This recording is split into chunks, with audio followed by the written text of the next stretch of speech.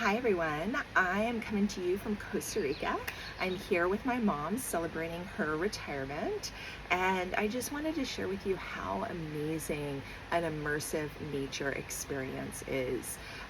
Obviously, this is a huge transition for my mom. We've been planning it for years, literally, and so we really designed it this way so that she could let go and transition into this next phase of life. And so, why is the immersive nature experience so good for that? Really, because it reminds you of who you are and what your nature is. We are nature, right? Look at this. Could you hear the monkey family?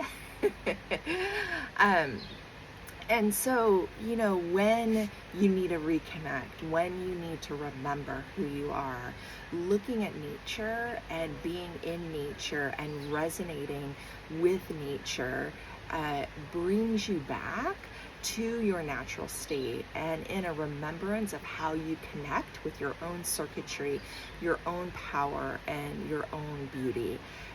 It's amazing. Um, and, for me, we came here for my mom, but what I really realized being here is that with COVID, I really haven't had this kind of experience. And so it's been so refreshing to remember and so refreshing to just feel into the beauty and the magic and the life that is all around all the time.